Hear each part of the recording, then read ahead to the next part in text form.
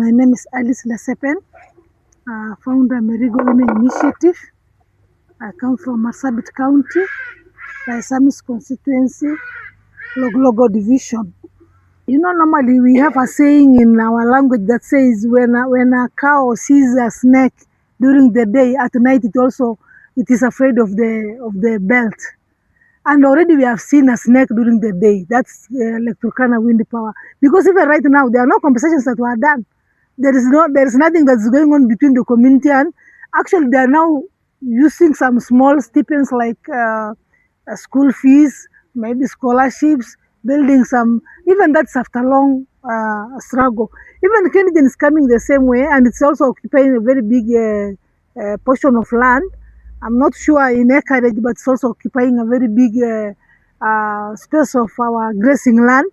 And it is not yet also very clear how they are coming to the community. What are they coming to do with the community? Because the processes have not also been done the proper way.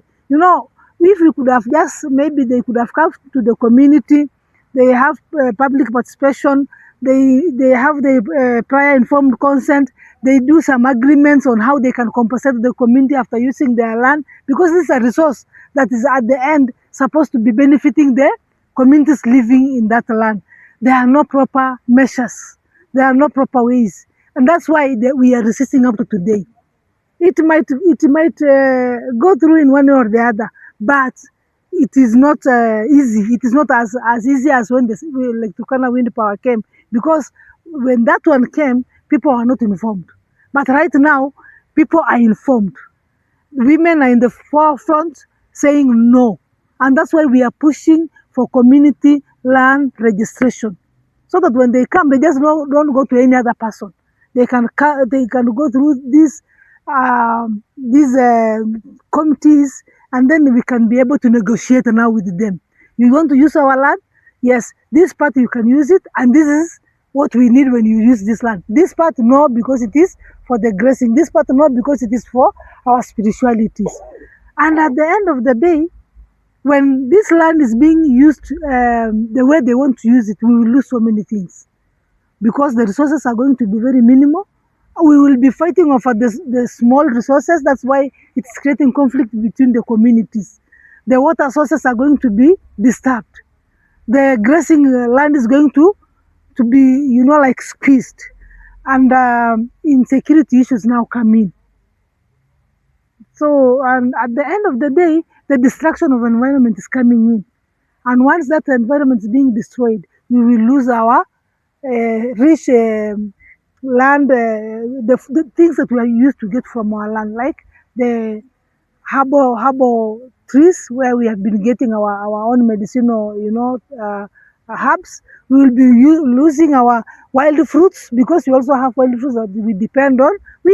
Most of the population are not farmers, but that's why I'm saying it is up to us now, the women, to stand and fight for our land, because we will lose a lot than gaining what the money and these other things that they are giving to us, because the entire life depends on livestock. The entire life depends on the forest. We depend on the land. We depend on the land for food. We depend on the land for medicine. We depend on the land for almost everything. We depend. So that connection between women and land is going to be interfered with. And the moment it's being interfered with, then that will be the loss of identity. The languages will, you know, erode away. The systems that we used to know will be carried off. Then who are you going to be now? We already have the other case of the Turkana wind power, which is still active. Then again, when KENGEN comes in, we'll still use the same land. And this same land, as I said, we have different communities living, and we also have neighbors. They have been conflicting over resources like water, pasture, and you know. And now again, when the KENGEN comes and they take this land, they will be crossing, I think, between several communities. Then what will happen right now is that land that is being used by KENGEN will still bring conflict. One, how will it bring conflict? It will bring conflict because the pastoral communities will be fighting over the small resources from the other end. And then On the other side also, it will still bring conflict because who are going to be employed? Who will be the majority? Who are going to be on these big posts? That still will also bring the conflict because every community will like to be the top. So then it will also bring division between the community members. The issue of clansism, the issue of who is going to be the head, because these are some of the things that we are foreseeing coming. And when these things happen, who are the most sufferers? The women and the children.